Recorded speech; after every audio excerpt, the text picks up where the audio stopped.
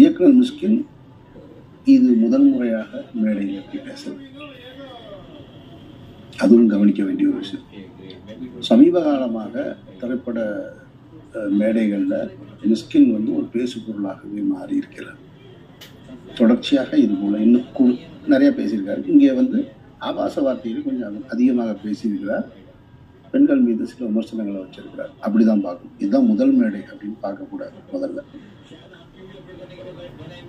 ரெண்டாவது, அந்த நிகழ்ச்சியில் அவர் பேசியதை நாங்கள் ரசித்தோம் அப்படின்னு சொல்லுவது ஏற்புடையது கிடையாது.